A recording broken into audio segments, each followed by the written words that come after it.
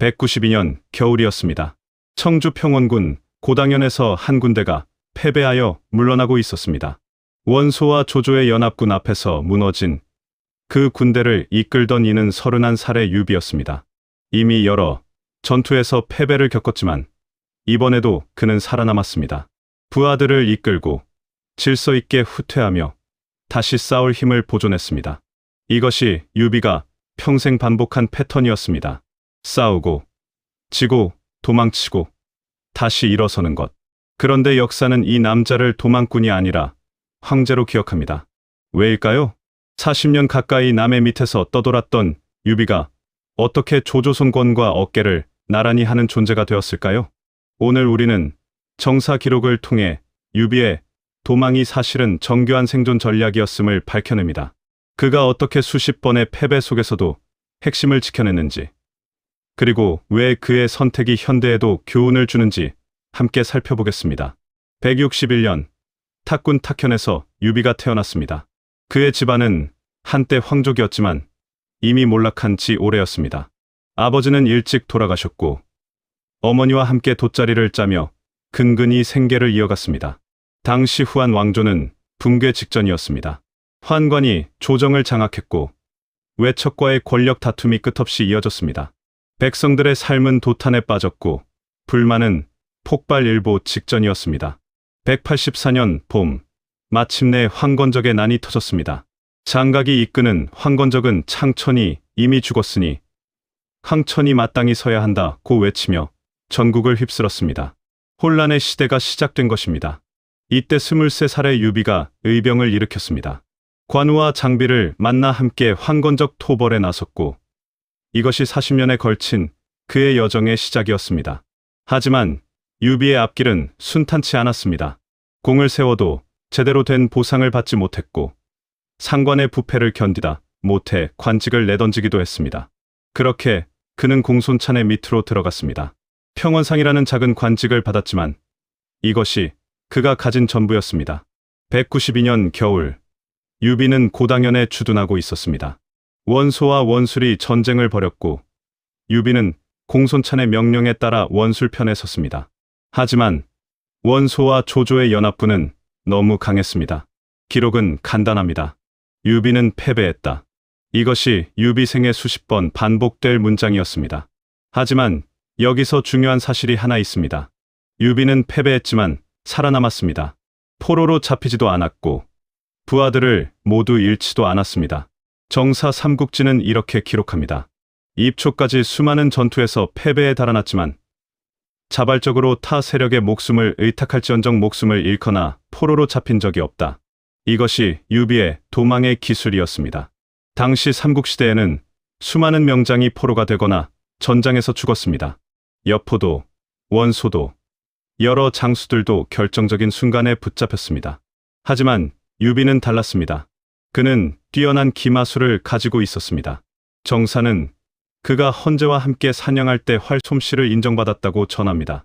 나중에 정로라는 말을 타고 낭떠러지를 뛰어넘은 일화도 그의 기마술이 뛰어났음을 보여줍니다. 하지만 더 중요한 것은 전략적 판단이었습니다. 유비는 싸울 수 없을 때를 알았습니다.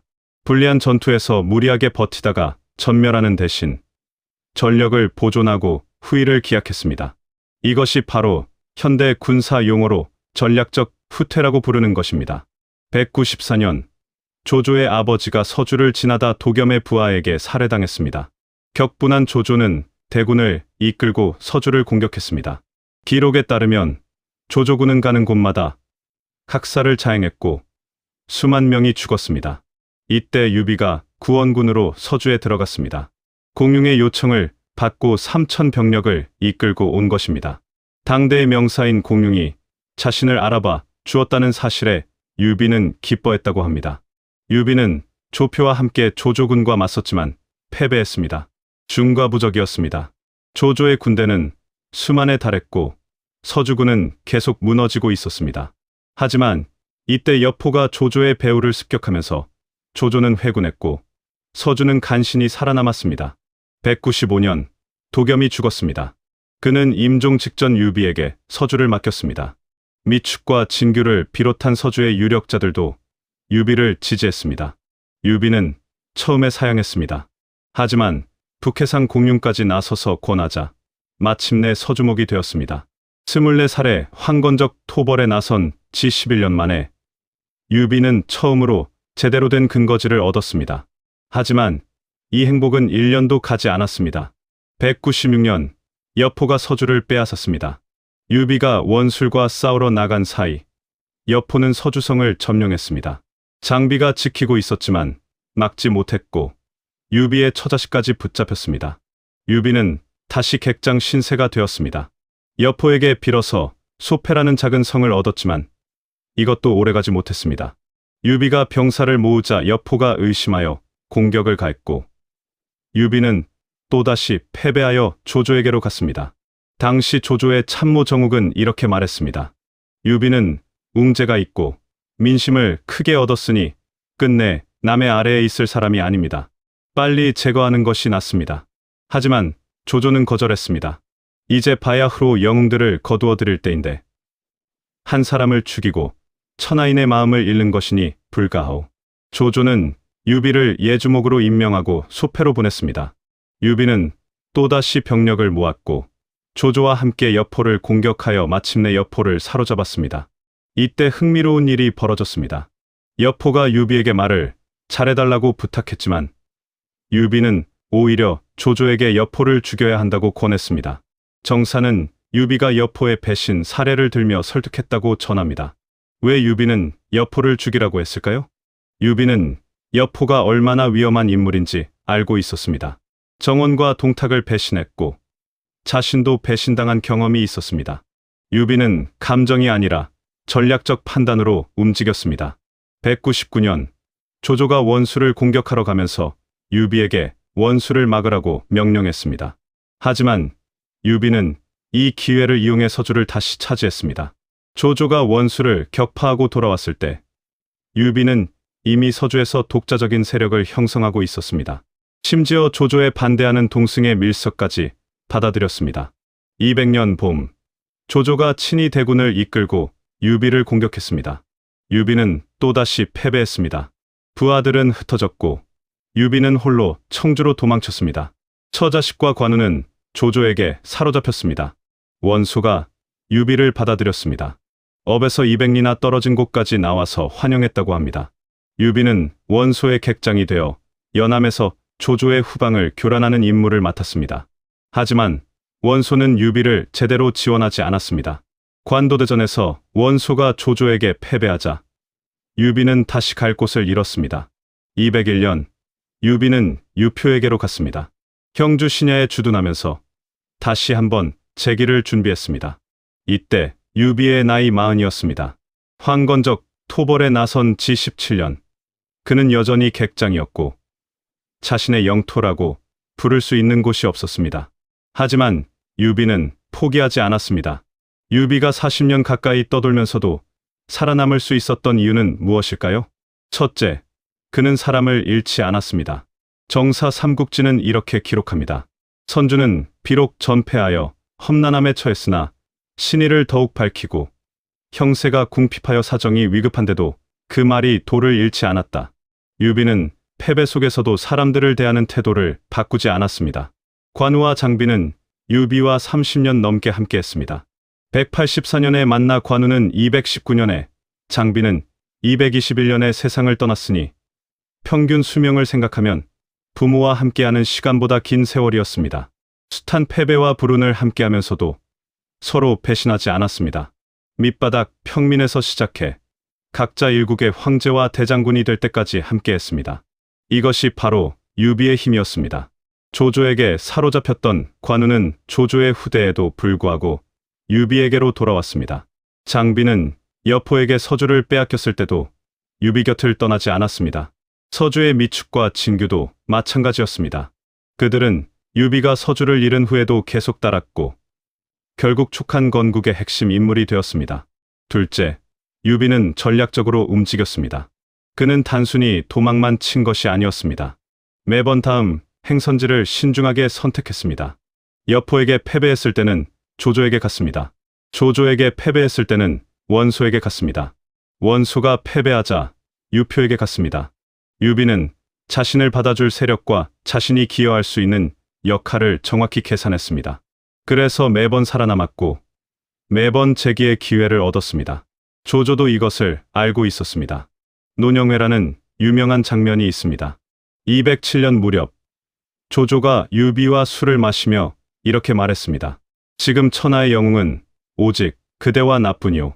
원소 같은 무리는 좋게 여기에 낄 수 없소.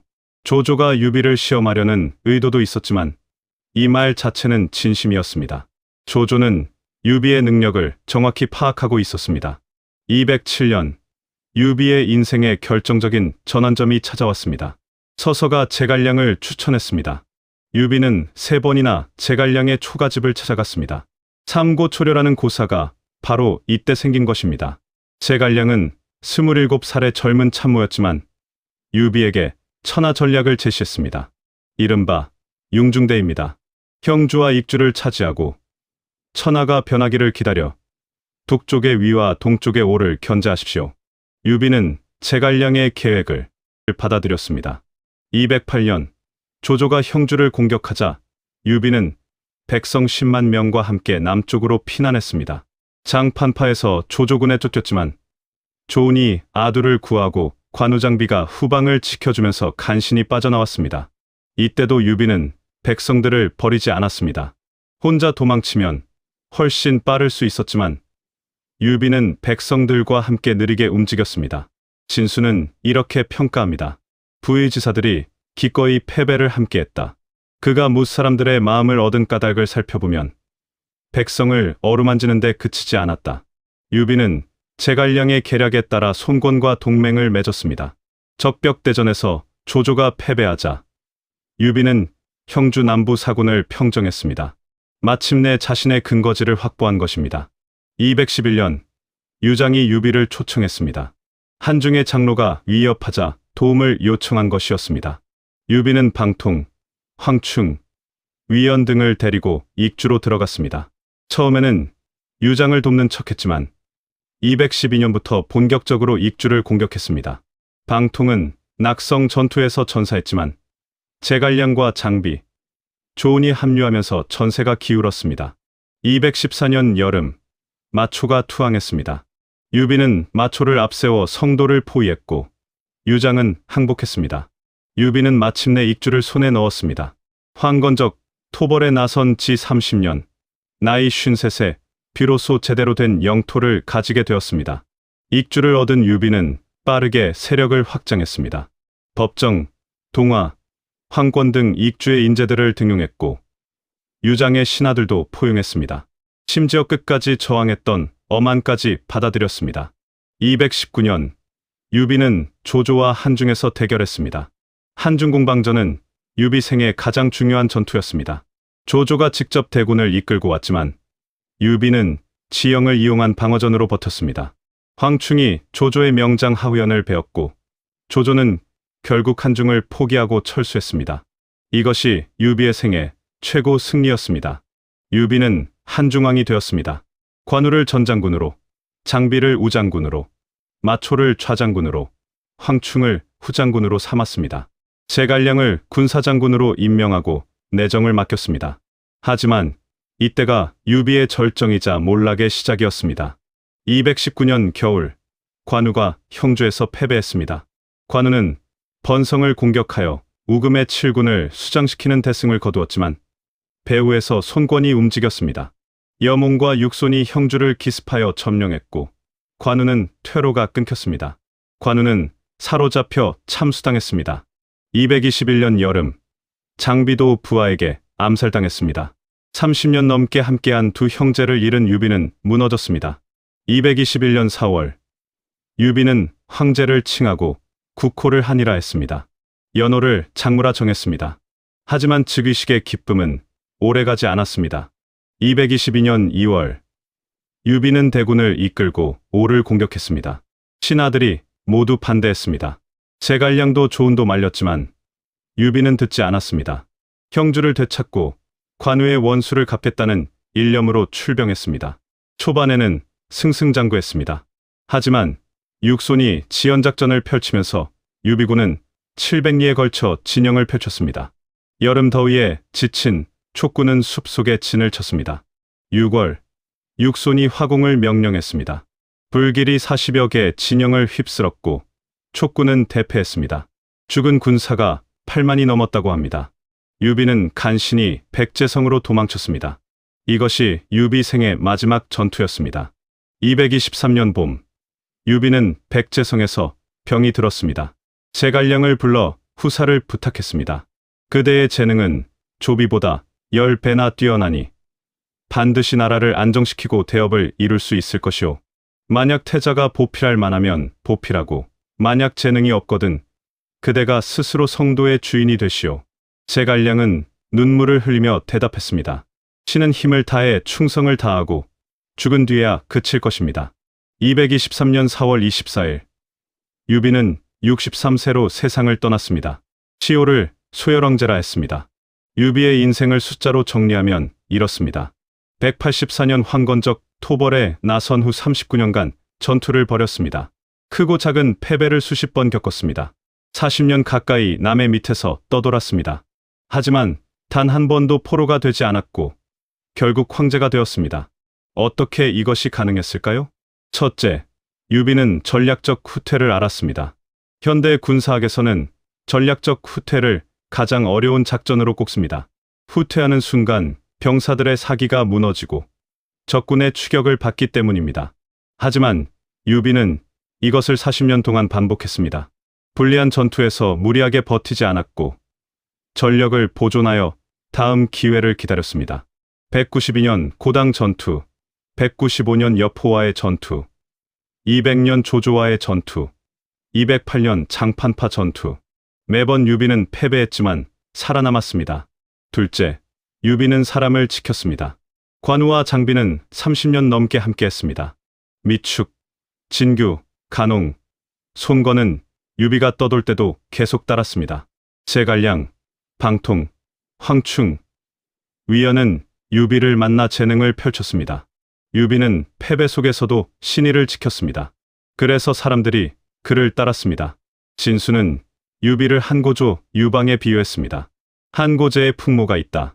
유방도 처음에는 수없이 패배했습니다.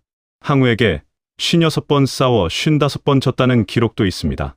하지만 결국 천하를 통일했습니다. 왜일까요? 유방도 유비처럼 사람을 얻는 능력이 뛰어났기 때문입니다. 한신, 소아, 장량 같은 인재가 끝까지 유방을 도왔습니다. 셋째, 유비는 포기하지 않았습니다. 40대가 되어서도 여전히 객장이었고 50대가 되어서야 비로소 익주를 얻었습니다. 60대가 되어서 한중을 얻고 황제가 되었습니다.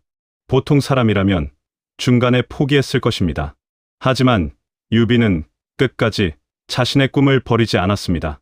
물론 유비도 완벽하지는 않았습니다. 이릉대전은 그의 생애 최대 실수였습니다. 감정적으로 움직여 대군을 잃었고 결국 병으로 세상을 떠났습니다. 또한 유비가 촉한을 세웠지만 결국 위에 멸망했습니다. 삼국 중 가장 먼저 사라진 나라가 촉이었습니다. 그렇다면 유비는 실패한 것일까요? 역사는 그렇게 보지 않습니다. 진수는 유비를 이렇게 평가했습니다. 그가 끝내 대업을 이루었으니 또한 마땅하지 않은가. 조조도 유비를 인정했습니다. 천하의 영웅은 오직 그대와 나뿐이라고 말했습니다. 유비는 아무것도 없는 상태에서 시작해 황제가 된 인물입니다.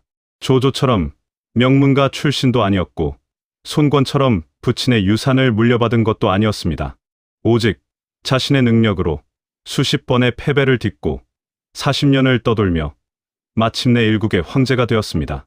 오늘날 우리는 성공만을 이야기합니다.